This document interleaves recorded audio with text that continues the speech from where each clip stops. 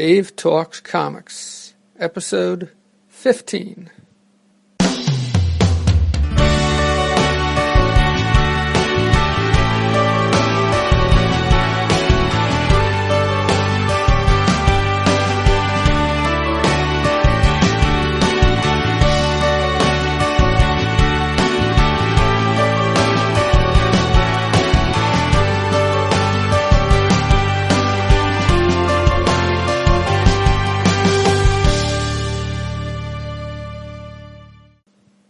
Dave Talks Comics is a collection of my thoughts, memories, and musings on comics I have read.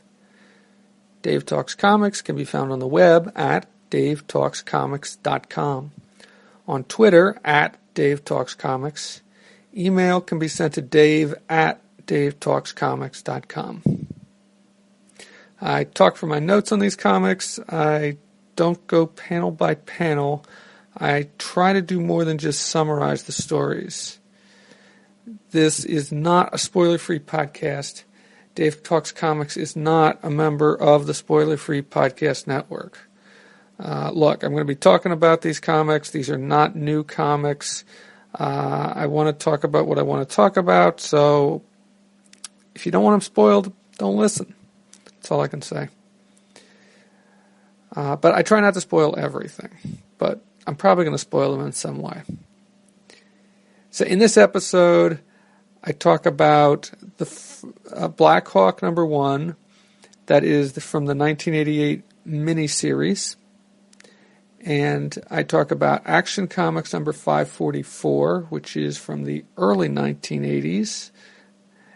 And then I also talk about the 4 of the issues from the Warlock series, the 1992 Warlock series, which is a reprint series, which was reprinting stories that Jim Starlin had done with some help from a few other people back in the 1970s.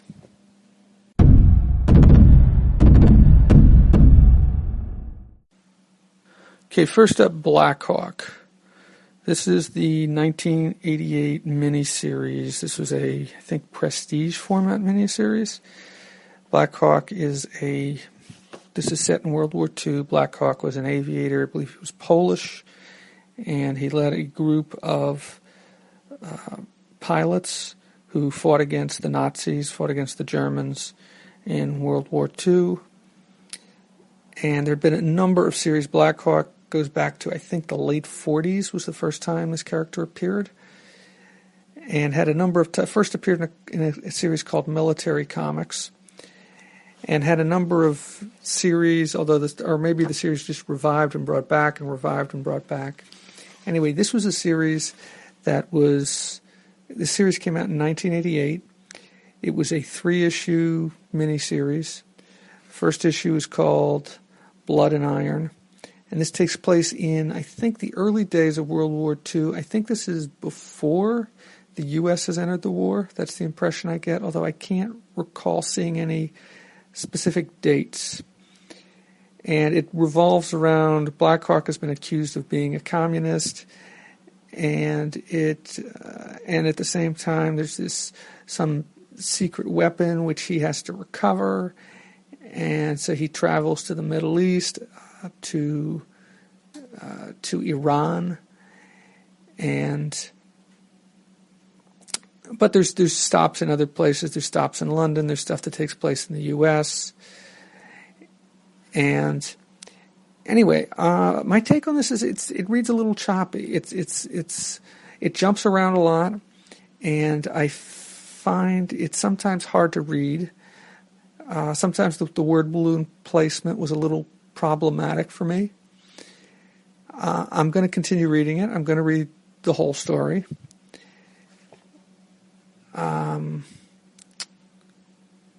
But that's basically my reaction. I mean, I really wanted to like this. I like World War II stories, and I like military stories. But this is at this point, it's by no means top of the list for me, or not necessarily something I would recommend. It's written and drawn, I believe both, by Howard Chaykin. Well, it's certainly Yes, by Howard Chaykin. It says with Steve Olaf, and Ken Bruzenak. And I'm not sure exactly what they did, whether they were the inkers and the letters or the colorist in the letter or what it is. But that's my take on the first issue of Blackhawk, the 1988 miniseries. The other thing that I wanted to talk about was Action Comics. I've been reading, and I'm 2/3 the way through it at this point, the story from Action Comics 544 and 545 and continues into 546, which is the conclusion, which is the first appearance of the new take on Brainiac. And prior to this, Brainiac was a green-skinned, well, I guess he was a computer, a robot, or an android. And at this point, he becomes much more robotic-looking. It's the shiny look, which has been the case since then, which this comic is over. Let's see, let me take it out. This comic is something like 20, 21, 22 years old. I think it came out in 82 or 83. Let me see. What does it say? June of 83 was the first issue. And I think it's an interesting idea, and I always liked the new look, although I kind of like the old look too, the green-skinned android. And I certainly like the design of his ship.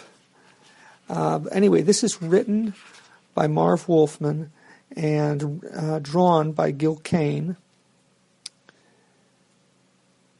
And I got to say, this is not my favorite Gil Kane work. I've read some Gil Kane stuff that I like a lot more. It's just an interesting take. I mean, Superman's okay, and Brainiac has this weird take on Superman, as Superman is the angel of death. And there is this moment in this story where where Brainiac tries to absorb all the knowledge of the universe and sees the hand, the same hand that you see in Crisis on Infinite Earths. That who was the guy that saw? I can't remember the name of the scientist who saw it in Crisis on Infinite. Krona. Yes, Krona. That was it. And Brainiac is convinced that he has to kill Superman, that Superman is the angel of death and will be his destruction if he doesn't destroy him.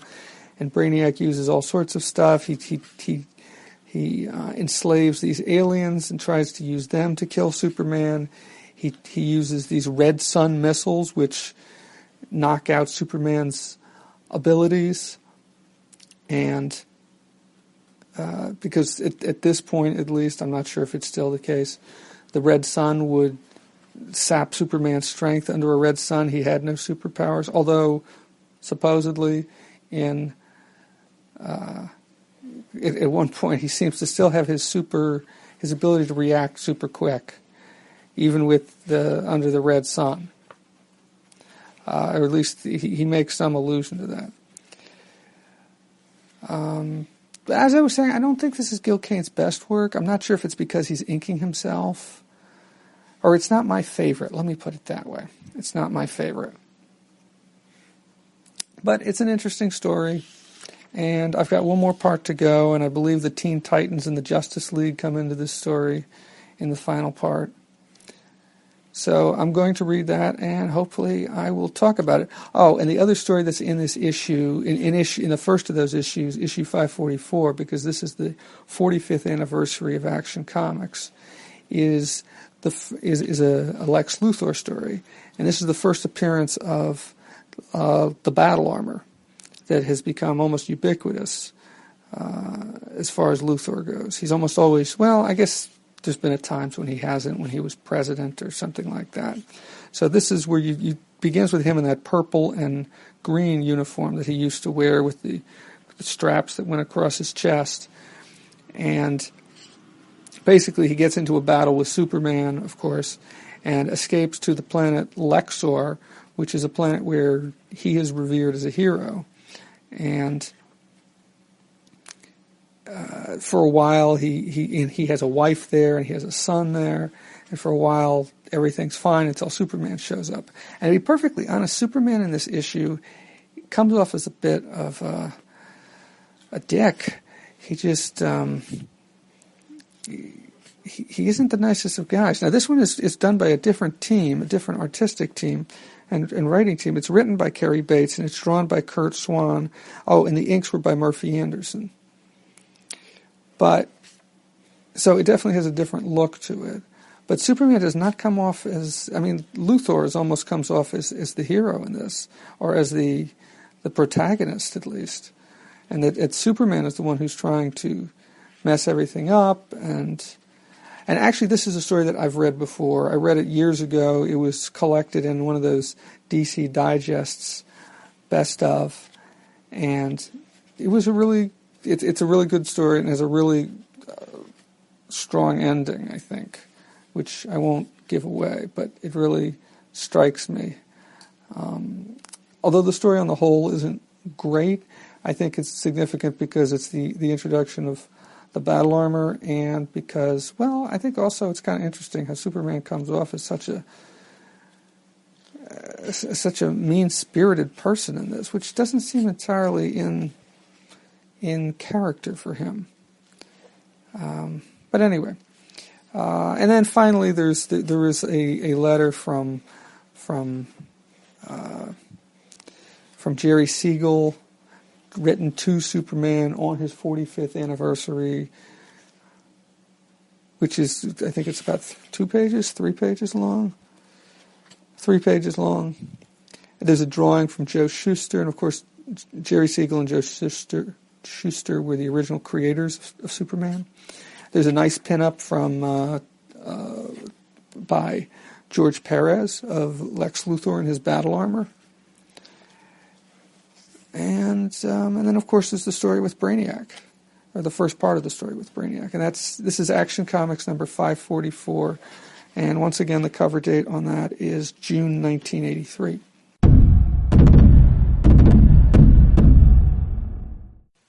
Warlock, numbers 1 through 4, kind of, sorta. I'd previously read the first 2 stories in the Warlock reprint miniseries from the early 90s. So now I'm on to the 3rd story from that series. In this story, this is still in issue 1, and the first half is in issue 1, the second half is in issue 2. Warlock travels to the homeworld. I'm reading this series because this is classic stuff. And I have enjoyed some of Jim Starlin, the creator of, well, I'm not sure if he was the creator of Warlock, but certainly he's the one who wrote these stories and drew them. I've enjoyed some of his other stuff, especially his work on Dreadstar back when I was much younger, about 30 years ago. But I'm really not sure what to make of this. I mean, certainly there are some ties, at least thematic ties, to Dreadstar, in that you've got one character fighting against an empire, fighting against a church. And in the first couple issues, or the next couple issues, from Strange Tales number 180, which had a cover date of 1975, Warlock and Pip, the troll who we met in the previous story, travel to Homeworld, where Warlock confronts the matriarch. He's captured by her. He escapes. He has to do battle with Krator, who is this giant, kind of almost bug-like creature who's a judge. He meets Gamora, who is an assassin, who later turns out is working for somebody else, and maybe I'll get to that, but allies herself with Warlock and Pip. And when he meets the matriarch, the other thing is that he's also doing battle with the forces of the Magus. And the Magus is his alter ego. The Magus is his future self. And through these stories in Strange Tales number 180 and then 181, he basically goes crazy and because the soul gem in his head has sucked out the soul of Krator, as well as in a previous issue sucked the soul of other people who he had fought. And for some reason, he can't accept that. He has trouble accepting that because I guess it's a manifest. He sees it as a manifestation of his own will that it's doing this, and that's completely my own interpretation of this stuff. So, in the first complete story, which is called 1,000 Clowns, in the second issue of this miniseries, which was originally from Strange Tales number 181, and is dedicated to Steve Ditko. And if you read it, if you see the pictures, it becomes clear why. He dedicates it to Steve Ditko. He also takes the opportunity to make fun of some of the people in the Marvel office, specifically Stan Lee and John Romita, and possibly Roy Thomas too. I'm not sure. One of these faces kind of looks to me like Roy Thomas, but I'm not certain if that's who it is. But it's all very trippy. It's hard to follow. I don't know. I find it a little hard to follow. Not the big broad strokes, but some of the details. What he's really trying to say with all this, other than making statements against large organizations like churches and Marvel Comics. And actually, the art in this issue is really nice. And the art in all of these is nice, but he does some things that are very reminiscent of Steve Ditko's work on Doctor Strange, with the designs and with this trippy world that Warlock finds himself in when he kind of goes crazy for a bit and kind of folds in on himself and is kind of trapped in his own mind. From which he eventually escapes, only to be confronted by his future self, the Magus. And so the Magus, coming out of this madness, doing battle with his future self, he then it's got some great moments in it in the next issue after the 1,000 Clowns issue, the issue titled "The Infinity Effect," in which he does battle with the Magus, and Pip tries to help out, and the Magus guy just kind of backhands him in a very comedic sort of way. And the other thing that you get in this issue is that at the end, Thanos shows up, and Thanos then starts to become a player in this storyline. And I mean, it's a good story. It's certainly the penciling is great. The artwork is great. The visual storytelling is great. There's some very trippy stuff to it. It's a little dialogue heavy. Jim Starlin certainly, at least at this point in his career, certainly liked exposition. Lots of dialogue, and not just dialogue, but also narration. I wouldn't mind it probably if there was a little less dialogue and narration and a little more visual storytelling. Not that there isn't good visual storytelling in this series, but he could do better, I think. So at the end of Strange Tales number, let's see, is this 180, 181? Okay. So after Strange Tales 181, which was 1,000 Clowns, they brought back Warlock's series, which picked up again with issue 9. So Strange Tales 181 was from August of 75, and Warlock number 9, the next story, is from October of 75. And this is the issue where Warlock. This is the issue where with called the Infinity Effect. And then the next issue, Warlock number 10, is where Thanos and Warlock team up along with Gamora and Pip to do battle with the Magus and with like 25,000 of these knights of the Black Knights of the Universal Church of Truth. And you get some interesting stuff in here. There's an appearance by Captain Marvel and this quick little 2-page explanation of who is Thanos. And of course, Captain Marvel was a character that Jim Starlin had worked on before he worked on Warlock. And that's all in Warlock number 10. And so by the end of Warlock number 10, which was titled How Strange, the first, well, okay, no. Warlock number 10 is titled How Strange My Destiny, Part 1, and then Part 2 is in Warlock number 11.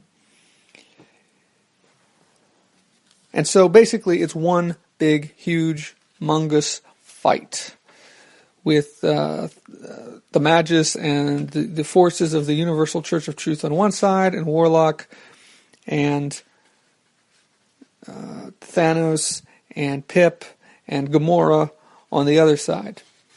And part of this story is to, well, I don't know, I don't want to get into too much detail. But, so, I mean, Thanos does battle with them, and the In-Betweener comes into this, and the In-Betweener, for some reason, plays an important role in Warlock becoming the Magus, and I guess part of what the Magus is trying to do in the storyline is force the conversion, force the change that's going to make him. But somehow it seems like they've defeated the Magus at the end of Warlock number 11. So then Warlock number 12 is all about Pip, basically. It's a little bit about Adam Warlock, but basically Pip goes on this adventure, and this is partly in Warlock number 3. This is the reprint issue, Warlock number 3, and partly in Warlock number 4. And Pip gets seduced by this woman who's a prostitute, who basically wants him to take on her pimp. And it turns out the guy is this huge, muscle-bound guy, and Pip is just about, I think, dead by the time Pip doesn't manage to do it on his own. Or does he? Yeah, actually he does. He does defeat the pimp on his own, but then Star Fox shows up, and who is, I think, Thanos' brother, and takes away, and the prostitute runs away with him. So after that you get, and this is the last story that I think I've read so far. Yes, this is the last story that I've read so far, and this is completely different. This is called Here Dwells the Star Thief. It's a two-parter. First part is in Warlock number 13, and the second part in Warlock number 14. And it's a little strange. Basically, it's a story about Warlock is trying to do battle with somebody who's trying to put out all the stars, and it's a human being who was born without the use of any of his senses, and so he's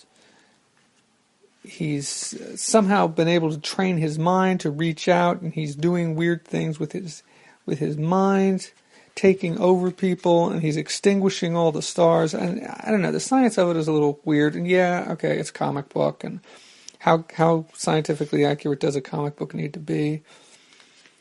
But, I mean, there's some neat things in it. So he sends all these forces to do battle with Warlock. So he sends all these elemental forces. So Warlock has to battle these earth creatures, and then water creatures, and fire creatures, and air creatures. And all the time, Warlock is trying to get back to Earth, because that's where this guy is, and Warlock's way out in space. So that's where he's been while he was battling the Universal Church of Truth. And in an effort to get back, and this is something a little strange, in an effort to get back, he goes through a black hole, and when he comes out of the black hole, he realizes he's been changed, and he's huge. He's much larger than the Earth now. And that's kind of where this story leaves off. So, I mean, basically, to sum up, I'm reading this still. I'm enjoying it. It's a good. I'm reading it partly for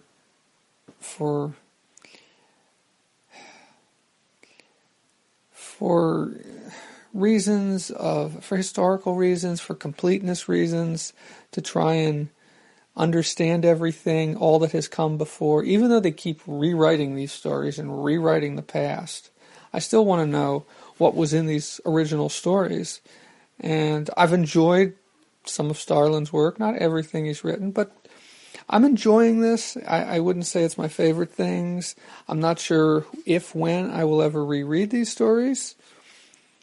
It's not that sort of story. It's not the sort of story which has a certain amount of depth to it, or the kind of depth to it that makes me want to reread it, think about rereading it 10 years from now. And there are things that, I decide, ooh, I like this. I want to go back and reread this at some point.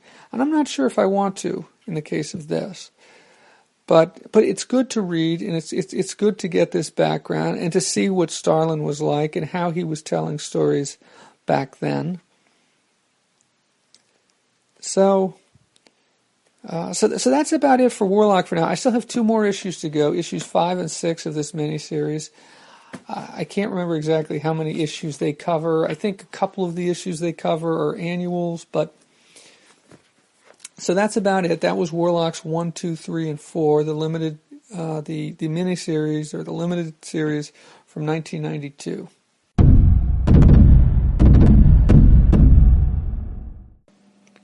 That's it for this episode, episode 15 of Dave Talks Comics. Questions or comments can be posted on the episode page at davetalkscomics.com, or tweet them to me at davetalkscomics. Or email your questions or comments to Dave at DaveTalksComics.